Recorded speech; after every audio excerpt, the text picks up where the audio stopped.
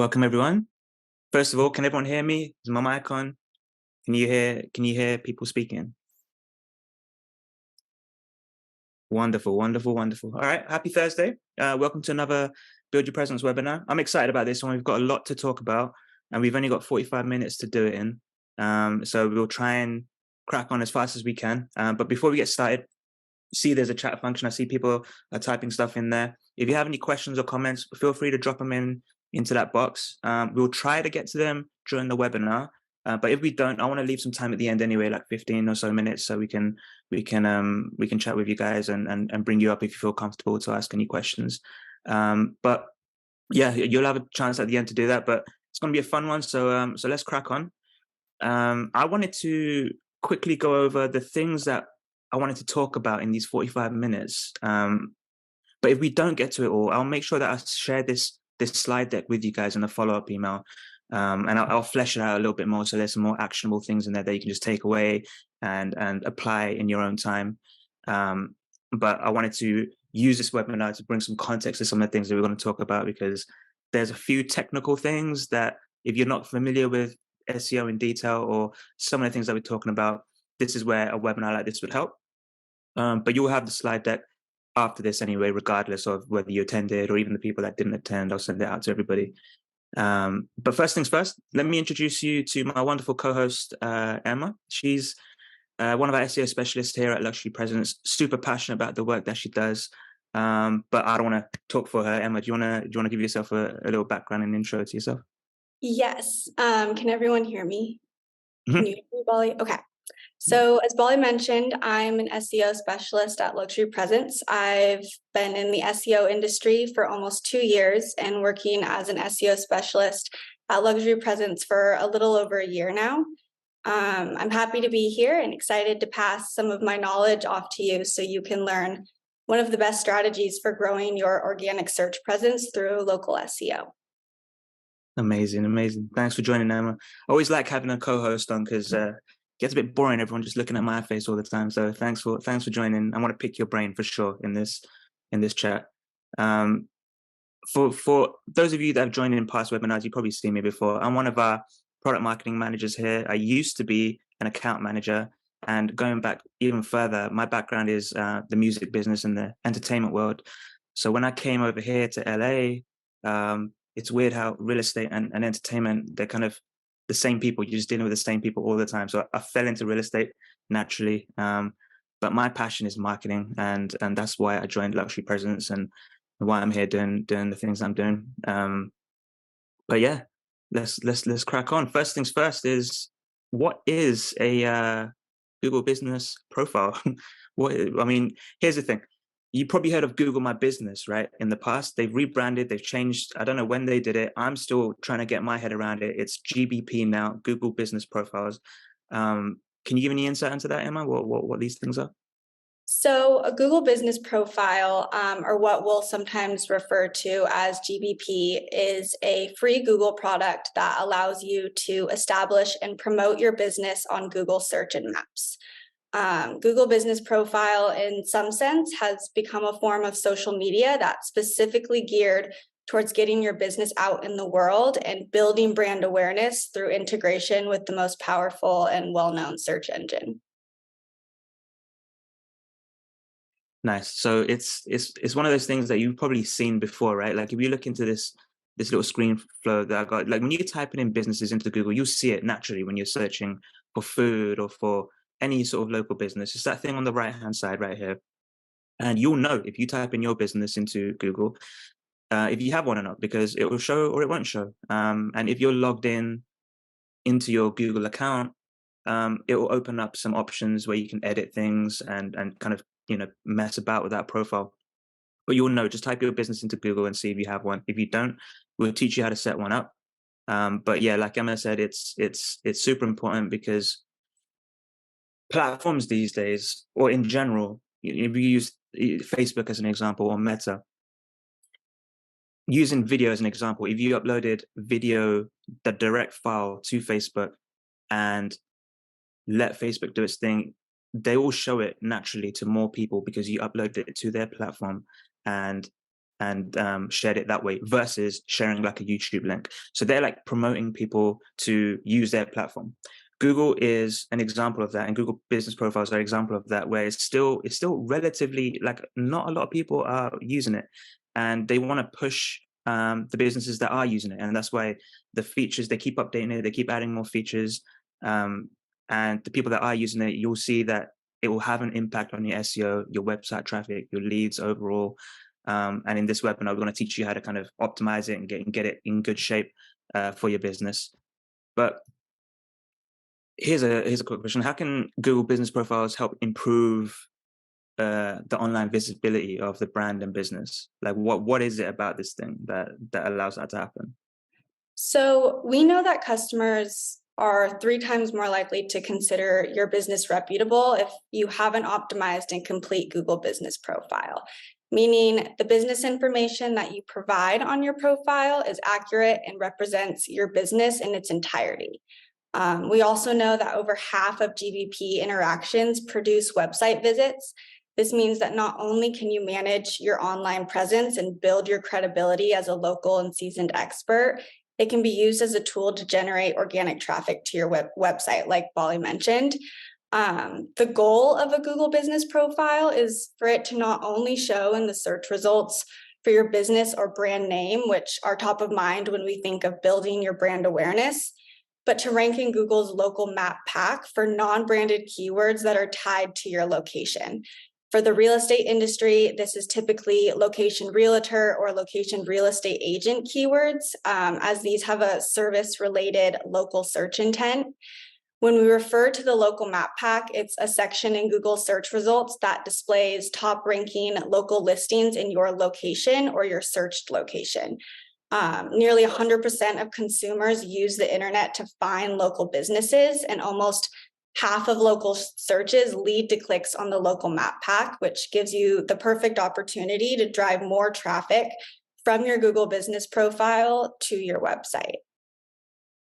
Yeah, no, I mean, and you can see it here in the visual. These are the things sometimes we just gloss over because we see it so much, right? But you can tell by the 2 agents that we're showing right now how easily it's not just the case of, you know, a blog or a page on your website can go viral in the terms of Google Sense and show up on page 1. You have an opportunity to be on page 1 through this local map pack if your profile is optimized properly, if it has everything that, you know, all of these things that we're showing now on the screen share, like the reviews, the business information, the business details.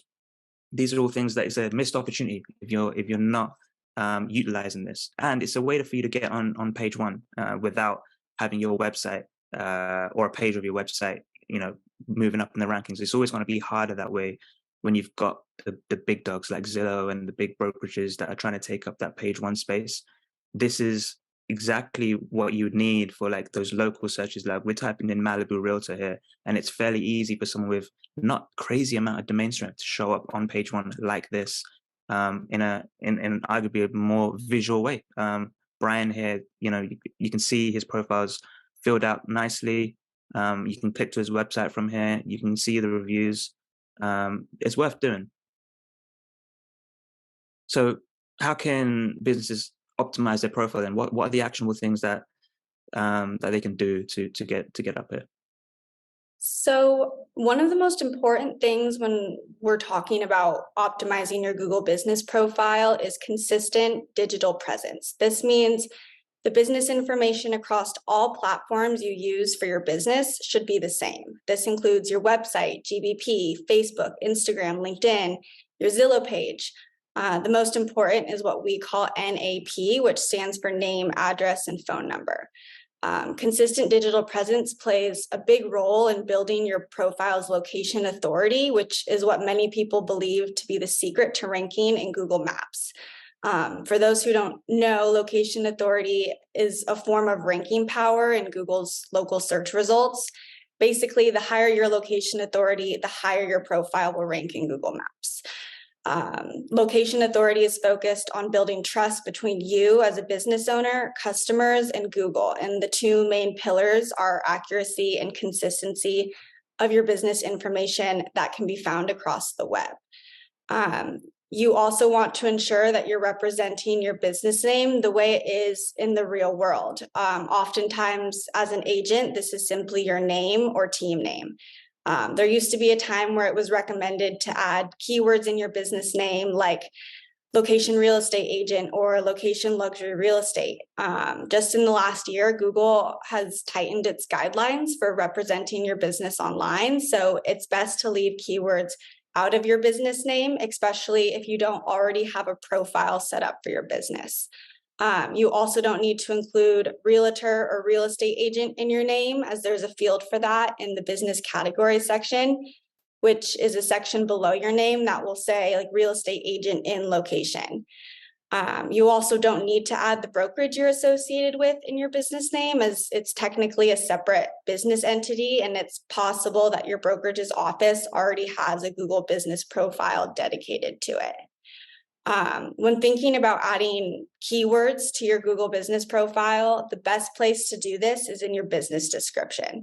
This is also the best place to include your brokerage. This is where you can add Bali is a luxury real estate agent in Malibu for Sotheby's, or Bali serves buyers and sellers in the Hamptons real estate market. Next, you can tie your business to a physical location. So as an agent, this more often than not is your brokerage's office location. If you don't have a business address, the specific geographic locations you work in and provide services will be used in replacement. This is what we call a service area only profile. So instead of having an exact pin on the map with your business's location, a radius will be drawn around all towns or cities that you serve clients. And this will be pulled from the service area section of your business information. We recommend filling the service area section regardless, but it plays an even bigger role if you don't have a business address or choose to not have a business address for your Google business profile. And then one last thing I want to mention is filling out the services section of your business information. This is where you can be more specific about the services you provide as an agent and what can set you apart from other agents in your area. So whether you specialize in beach homes, vacation rentals, property auctions, or ski in, ski out properties, this is the place you'll want to provide that information to your clients. One of the nice things about this is if Google doesn't have the services you want to add in their system, you can create your own and really pull in those niche categories that you focus on. Okay, nice. So Emma, someone told me a little while back, like going back to the business name thing, they said, imagine you've got your office, right? And you've got a window where you can put a decal on, like with your business name. Is that a good way to think about it? Like when you want to put your name up on Google My Business, like however it would show up on that window is how we want to have it show up in Google business profiles. And I know here, like we're using Brian as an example, and he's got his brokerage name in his business name, but we don't advise that right now, right? That's like we've moved on from that right now. Yeah, so what you said before is true. And when it comes to GBP and websites, we really want the business name on your GBP to match what's on your website. Sometimes with just how picky and strict Google can be, sometimes if you have an established business profile and you can see, Brian is in the top spot when you search Malibu Realtor in the local map pack, sometimes it's best to just not touch it and don't change it. That's been your established name for your profile. And so sometimes it's best to just leave it as is. Yeah, and touching on that, actually, I've had experiences where client has a profile already set up. It's not 100% optimized, but they have one. It's live on the internet. Then they've changed something. They've changed the name or they've changed their business address. And now all of a sudden they've lost access to it, or they have to get re-verified. What would you advise if you've got a profile up, you want to make these changes, but knowing how finicky Google is sometimes and trying to get re-verified and things like that? Like, what's the recommended best practice? Is like, if you lose access, is there a way to reach out to somebody at Google and do it that way? Or is it best to kind of go through like a marketing person that you're working with, or I know they used to do the postcards with the verification, but I've been in situations where they've literally got a phone call from Google saying, we need you to film your office and be there in person what we film. Like, is that still the case? Yes. So postcard used to be the go-to method for Google. And in some ways, yes, it took, 5 days to get there, or maybe sometimes you just wouldn't get it. And so phone verification, video verification are other options now, which can be a hassle. Mhm. But the way that Google verifies profiles is based off of your location. And so if you provide a business address and that needs to be changed, maybe you switch brokerages or your brokerage office has a new address, then you need to reflect that on your profile. And to do that, Google most likely will require you to re-verify it because you've changed locations and they want to verify that you are in that location. Everything on Google Maps is supposed to be accurate and true to the best of their ability. And so that's why Google has such strict policies for verification. If you have any issues, they have a support team. You can only communicate to them via email, so you have to submit a support ticket. But they can usually help if you ever have issues. Yeah, I empathize with anyone that's going through that. I'm seeing the chat right now. Yeah, it can be frustrating trying to get re-verified or trying to get access back to your profile. But do what you can. Leverage people, leverage your team, leverage any marketing people that you can. If you've got somebody on your team that can sit there on the phone or actually, do the following up and chasing up and get it done for you, just put the pressure on.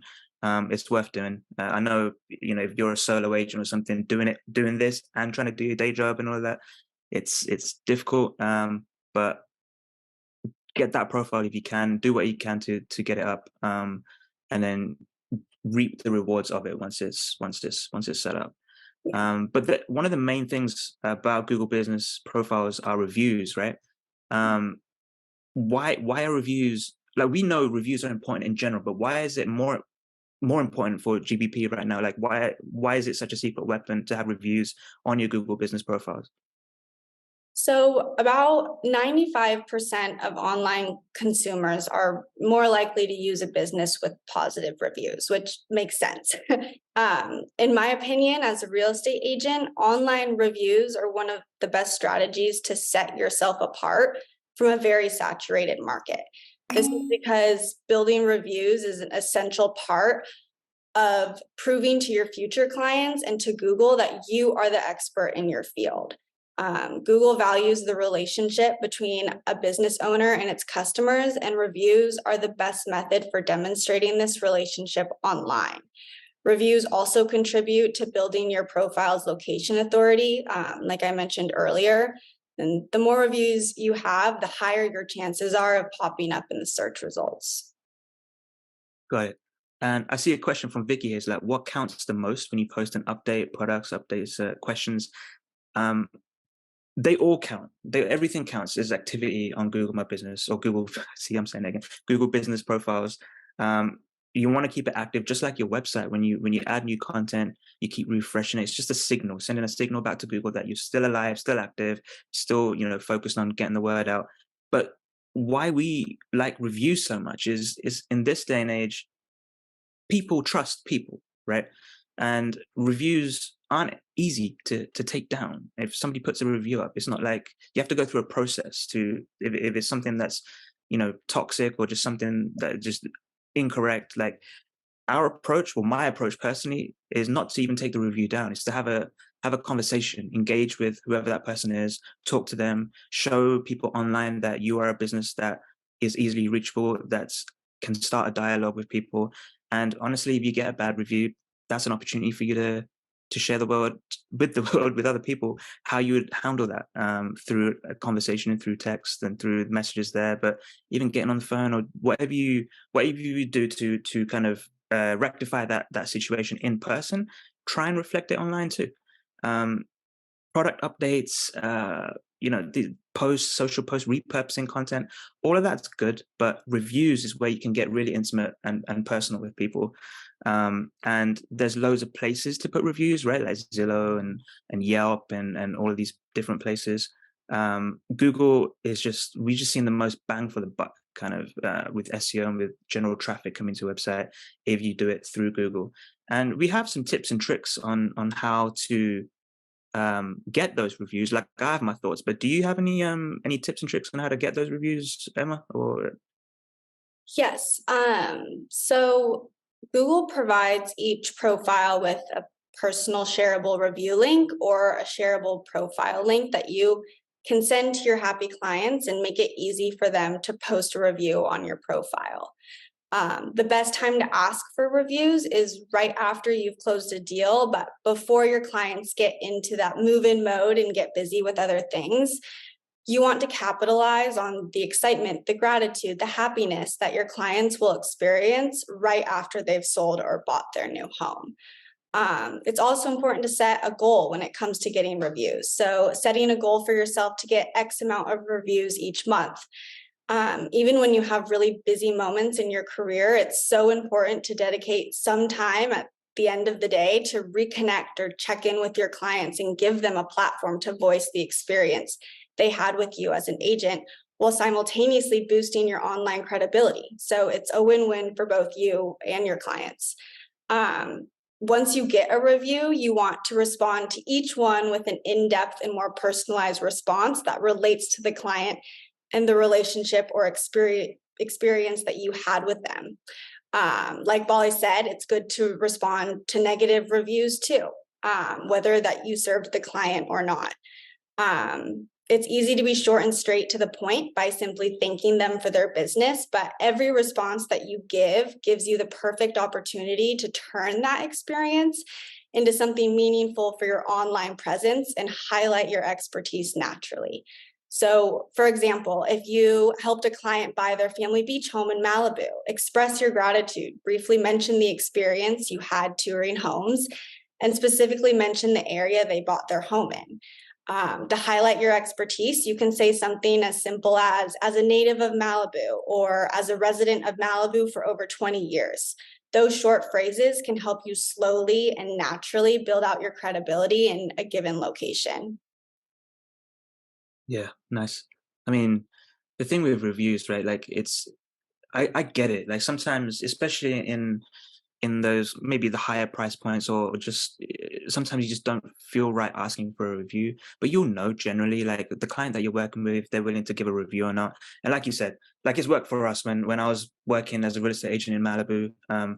Right after that time, like you said, like, the contingencies have been removed, the deal is basically in the bag, it's just everyone's happy and excited. That's the time to make it easy for your clients to get that review, because once everything's done and they're getting into moving mode and doing all that, you don't want to ask them then. It's just, or a couple months down the line, it's not convenient. And the good thing about this Google link that we're showing on screen right now, most people are logged into Gmail. If you've got a Gmail account, most people are logged in anyway.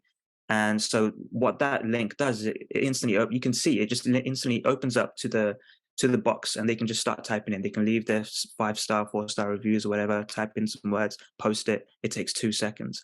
And somebody mentioned in the chat right now, Jessica said that we have loads of reviews already, and it would be kind of awkward to ask clients again.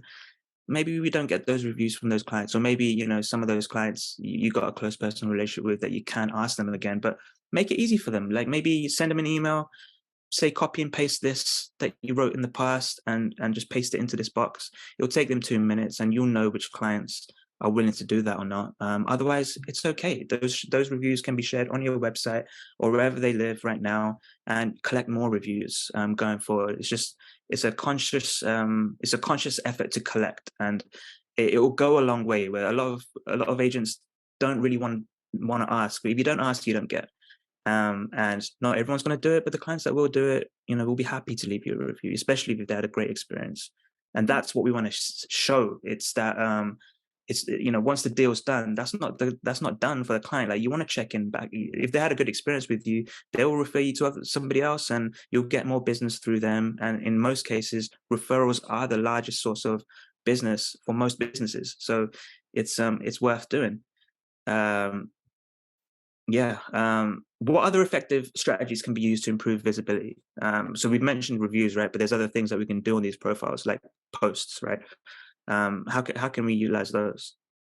So after optimizing and getting reviews, the next thing you want to focus on is leveraging local keywords to help improve search rankings. This means incorporating relevant local keywords within your Google Business Profile's content to improve this visibility.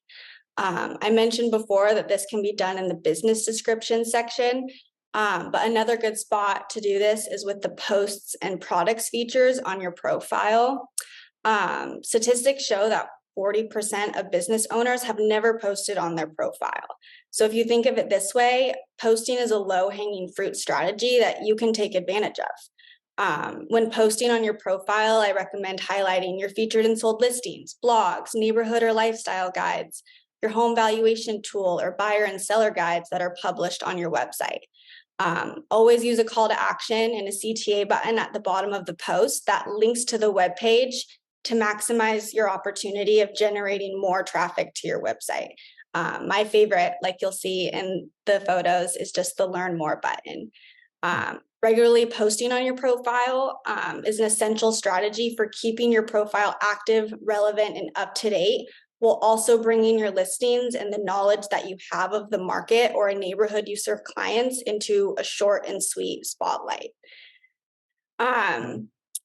And then one more thing that you'll want to do to associate your website and Google Business Profile is to not only link your website from your GBP, but to link your GBP from your website.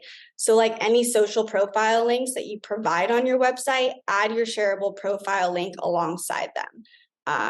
The most common places for this are the footer, contact form, or your agent or team bio.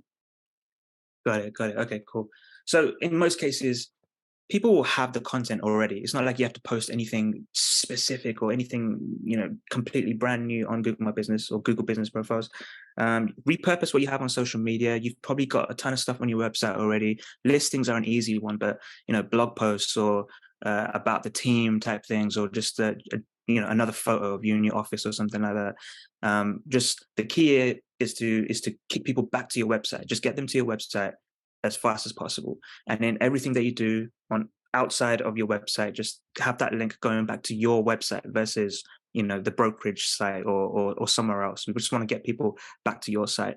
I'm going to skip over the measuring the success part of, we were just running a little bit low on time. I want to make sure that we get onto the actionable stuff.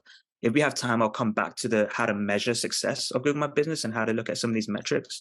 But what I wanted to really touch on was some of the unique challenges that are coming up in general, right, in SEO and GBP, and maybe some opportunities there that we can kind of leverage. So here, we have three. I narrowed it down to the three kind of main things. High competition, limited content, limited budgets.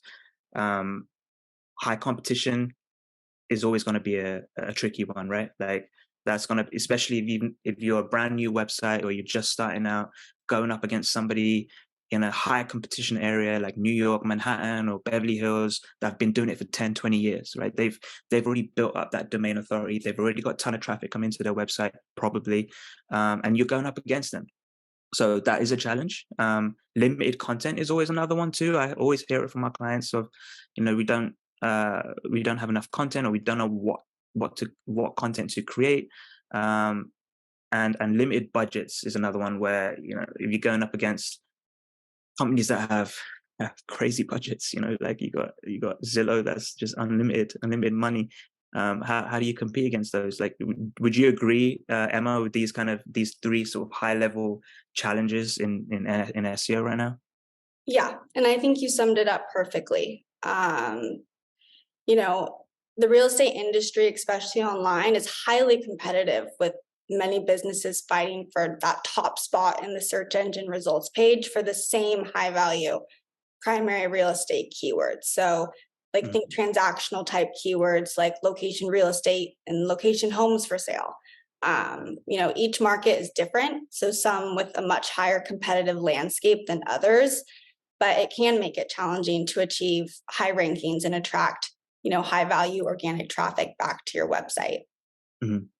Yeah, I hear that. But these things also open up the doors for opportunities, right? And I've got I've got these three that I narrowed it down to, that even if you're new, even if you're still trying to build up that domain authority on your website, um, you can implement these three things and see an impact to your SEO fairly quickly. I mean, I want to set expectations. It's not going to happen in a month, right? But give yourself 12, 18 months consistency, and do it as consistently as you can, and you will see the results. A targeted approach is always important, because you want to niche it down. You're the local expert, you're the local market expert, the local keywords and the areas that you specialize in. Target those versus the broader, larger geographical areas, the larger keywords, and it'll work in your favor. Like if you look at keywords in general, right? We were showing an example of Malibu realtor. That's two keywords right there. But if you went a little bit further and started doing the longer tail keywords, luxury homes in Point Doom, or something a bit more longer, a few more words into the search, you might have less search volume. When you're looking at reports and you're thinking, okay, these keywords are juicy because there's a ton of traffic going to them, but the longer tail keywords might only have 50 views a month or something like that, or 50 searches a month. Something like that is still valuable, because those longer tail keywords often result in a higher intent lead. Somebody typing in those words are probably a little bit further down the funnel. If you can capitalize on those kind of people and those kind of leads, you will see results too. And there's less competition there with those keywords. So it's something that you shouldn't gloss over. And especially for the luxury markets, it's even more important, because the more niche you can get, the more detailed you can get, the higher quality lead that will come down in pipeline. More content, obviously, create valuable content for people. Value is the key. Always think, what's in it for them? Like, what is this? What are they getting out of this? Keep pumping out more content. And then the last one I wanted to touch on, what happened there? The last one I wanted to touch on was paid advertising. And this is a kicker. A lot of people think that ads, everyone's had experience with ads. Most people have negative experiences with ads, but the reality is, without advertising, you're not gonna get enough traffic to your website to see good results from SEO. And if everything else is in place with your website, just the way it's structured, great content, all of the pieces of the puzzle in place, having ads running and driving more traffic to your site will have a knock-on effect to your SEO. Would you agree, Emma? Like, it's, the idea is to get some traffic to your site, get some more eyeballs on it. When you stop ads, naturally you'll see a dip. Of course you will. But the hope is you've raised that baseline now. So now your organic traffic coming to your website should be higher. That's my opinion on it. What do you think, Emma? Yeah, and everything you said is great. And something that I wanted to add specifically about content is when you're creating additional content for your website, like I'll use blogs as an example. That's the easiest one. It's important to dedicate just one keyword focus for each blog. You want to try to stay away from your primary real estate keywords that can be targeted in other pages than your blogs, like real estate and homes for sale, and focus on more niche topics like Santa Barbara real estate market, date night ideas in Santa Barbara, or buying a home in Santa Barbara.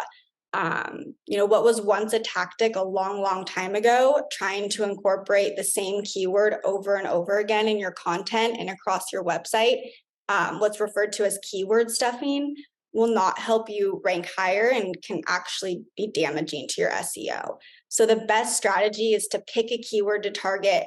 Research the intent behind the keyword. Does it have an informational type intent? Is it transactional? And build your content to match that intent for one dedicated page that offers information someone is looking for when they search for that keyword. One of the best practices is to see what type of content top ranked websites are offering when you search a keyword, and use that as inspiration to decide the layout of your content and what information you should include. If you have an SEO plan with us, our team drives that strategy and does the nitty-gritty work for you, so you don't have to. Nice. And we've got a ton of SEO content coming out this month. So guys, keep an eye on our website and social media and stuff. Like, this is one part of our SEO kind of theme this month. There's a lot of content coming out, a lot of tips and tricks and other places, on our website, on our blog, on our YouTube channel, social medias. Keep an eye on it. I'll try and link as much as I can, anything that's ready in the follow-up email. But there's loads of ways. The idea is we just want to answer people's questions and just make it easy for them, make it helpful for them, right? Have a running list of questions and concerns from your clients and answer that in the best way you can: written, video, voice, whatever you suggest. But let me skip over to this, right? I want to get on this because I want to open up the floor for other people and to have a chat too. But I wanted to touch on some trends that we see coming up that maybe you guys can leverage. The first one, voice search optimization, right? We're talking a lot more to our technology these days. And the thing is, people don't often type the way they speak. If I wanted to find, let's say, the weather in Paris, right? If I went into Google, I would probably type weather Paris and see what comes up. But if I ask Siri, it would be more like, what's the weather like in Paris? A bit more conversational. And we want to have a list of these types of questions and write compelling content for them, for the questions that you naturally would ask or a client would naturally ask. And it doesn't have to be blog posts. It could be FAQ pages are fantastic for this kind of thing. But the reason why voice search optimization is so important is because it's currently the fastest growing type of search. So it would be foolish not to optimize for it, especially with all this stuff happening about, I don't know if you guys have heard about ChatGPT. If you haven't heard about it, you're probably living under a rock, but ChatGPT 4 is coming out. It's taken over the world by storm. And it's going to be one of those moments you look back and you think, like, where were you when the internet, came about? It's one of those kind of monumental shifts in the way people are doing things. And there's going to be a lot of more integration with those types of AI tools and the stuff that's in your pocket, like phones and tablets, and where you can have a natural conversation, ask normal questions to your technology and get the answer that you want. So just make sure, have that in mind when you're creating these content pieces. The next trend we're seeing is mobile first indexing. And it's always been the case, right? Everyone's saying, like, make sure that it works well on mobile. But look, it's 2023 and we're all on our phones. So if your site is slow to load or it's not looking or feeling good on mobile, then you need to sort it out. That's going to hurt your business if it's not functioning well. So those cool looking websites that have a lot of motion or a lot of crazy layouts that look good on a desktop and on a computer might not translate well to mobile. Those opening videos that look good on a desktop probably don't look good on mobile. So having that backup image or just having something that allows somebody to have a good, fast experience on the phone will work wonders for you. Just have that in mind, and then just always think, you want to find a balance, but just think mobile first when you're creating anything for your website, with your designer, with your website, with your marketing team. It has to operate well and look well on mobiles. This one is a good one. Emma mentioned it. EEAT. Well, it used to be EAT, eat, but they added an extra E on. And this is interesting because what it is this thing it stands for experience, expertise, authoritativeness, and trustworthiness. Now, if it's part of Google's algorithm, basically, it's baked into Google's search quality guidelines. So it's there to determine if content is valuable to readers and whether it should rank well. And it's looking at the experience and expertise of the creator, you guys. It's looking at the authority of the creator, the content, and the website, and the trustworthiness of those three too. Now, we've all heard that phrase, content is king. People are probably rolling their eyes right now because they've heard it so many times. But what most people don't know is what is high quality content? What is it? How do we create it? And this is Google's way of kind of giving insight into what they think is high quality content. Why does it keep skipping? Sorry, guys. Use it as a tool to kind of have it in the back of your mind of, like, this is the guideline that I want to create my content around, and make sure that your experience and expertise and trustworthiness is all coming through in the content that you guys create. And of course, video content, it's not going away anytime soon. Make sure that you guys have a videographer or someone that can help create some of this content and take a lot of that load off with editing, which is the big one, really. Like, you can create that content fairly quickly. There's loads of tips and tricks. We have some tips and tricks on our website too, but the editing part takes time, and just invest in it. If you want to really take things to the next level, hire a videographer. Just have someone on your team. Just pay them, and build upon it. But we're coming up on time. I just wanted to open up the floor for people. If anyone has any questions, we have a few in chat. But would anyone like to come up and chat? I see Mandy, you've got your hand up. Would you feel comfortable coming up and chatting? I'll just I'll permit talking. Feel free to ask a question if you feel up for it.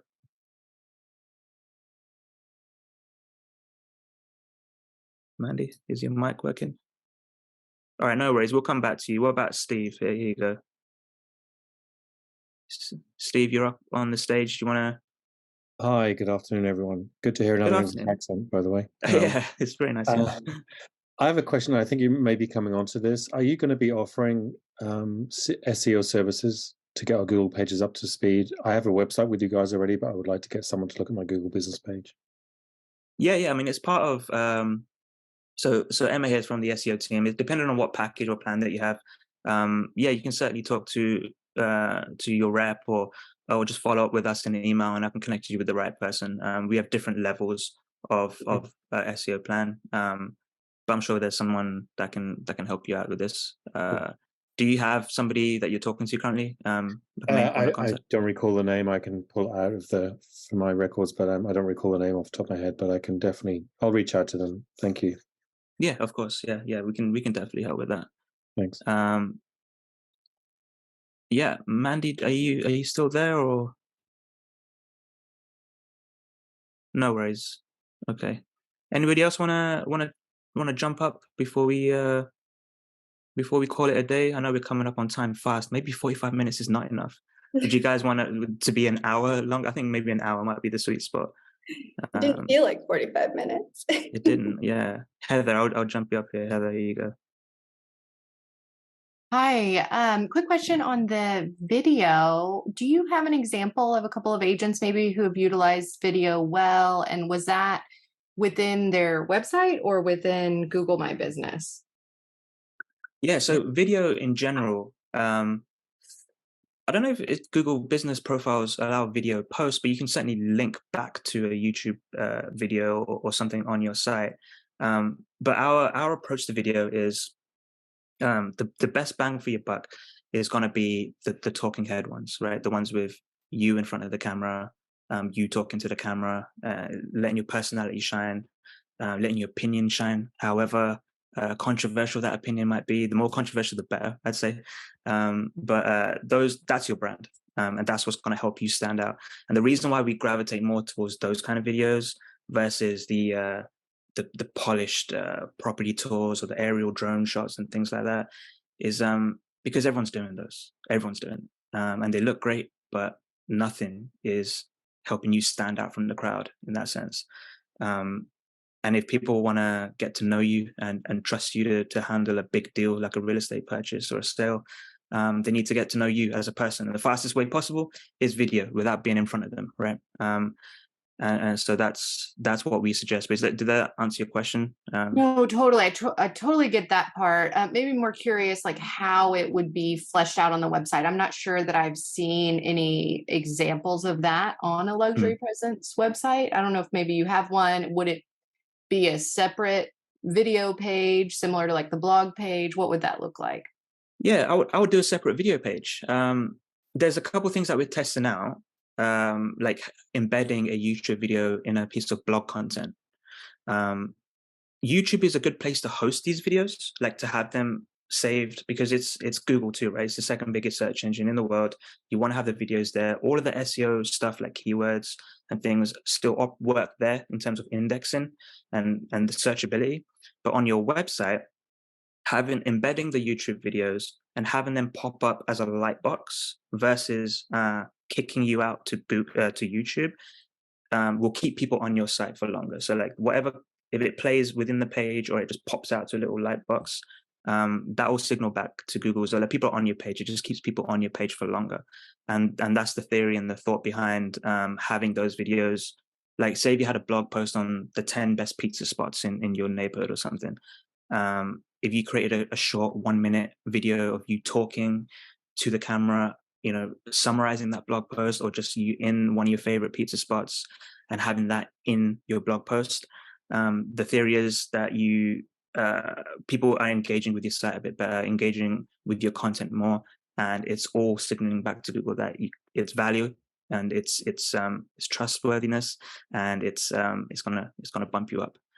I would create a separate video page, just like you have on blogs. Like I would just create a separate video page, maybe have a search bar at the top so people can type in what they're looking for.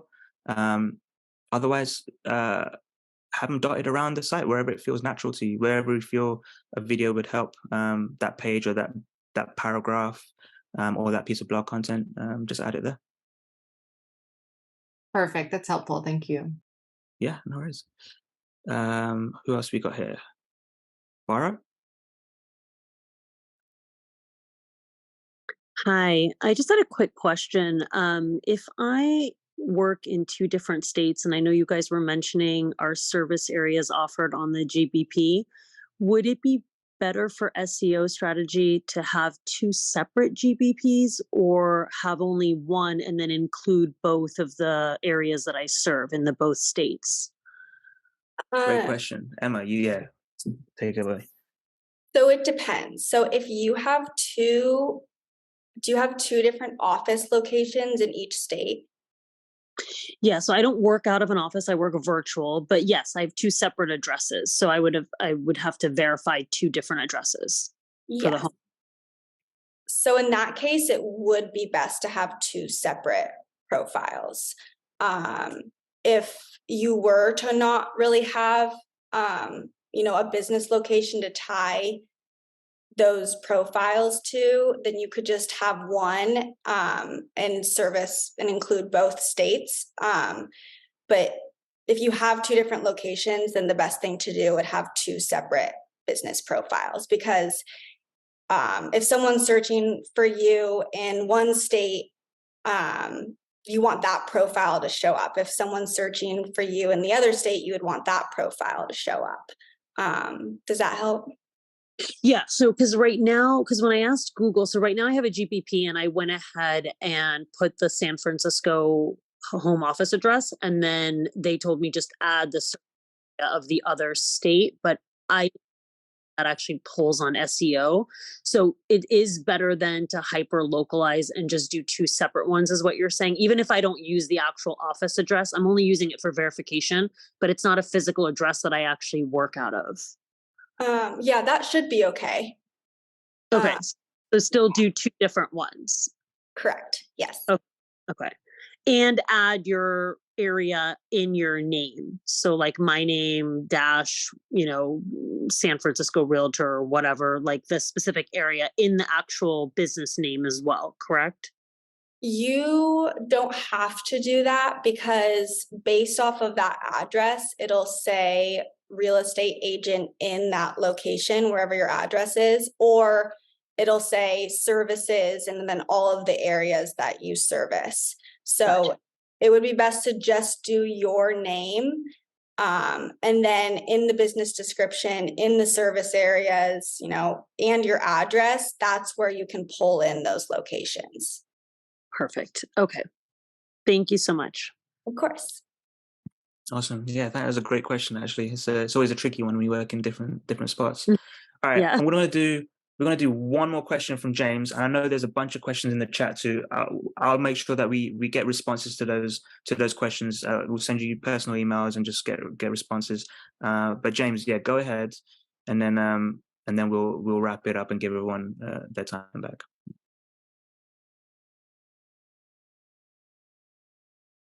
Can't hear you, James.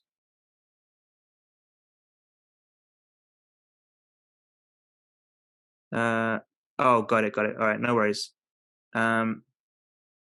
Okay, no worries. Then let's just call it a day then. And Mandy, if you're there, you can jump in as the last person. Otherwise, we'll call it a day and send everyone the recording. And I'll follow up with everyone in email and make sure that those questions get answered. The ones that are in the chat, the ones that are in the Q&A, and look forward to doing the next one. But Mandy, are you there? No. Okay, no worries. Well, cool. Thanks, guys. This was a fun one. Like I said, just keep an eye on our other places: Instagram, LinkedIn, YouTube. Visit our website too. We have a ton of blogs going up. All of this talking about the best tips and tricks on video production and SEO and how to get ahead. Use these. They go in detail. These are thick blog posts, very long, but they go into detail on how you can kind of get ahead. Anything that you guys want more specific answers on, feel free to reply back to that email that I send out. It's going to be marketing@luxurypresence.com. It comes straight to me, and we'll make sure that we get those questions answered. I hope this was valuable to you guys. I know that, I might change. The next one I want to do an hour. 45 minutes is not enough. But it was fun. Emma, thanks for jumping on. Guys, thanks for your questions. And yeah, you'll get a recording as well. It will be on YouTube also, but I'll send you guys the recording link for everyone that attended, everyone that didn't attend. You're all going to get a link, so you can rewind it, go back to the screen recordings in your own time, and I'll share the deck with you guys too. So I'll flesh it out a little bit more so you can see the actionable tips and bullet points. But yeah, happy Thursday, or good luck with your GBP endeavors, and I'll see you guys in the next one. Thanks, team.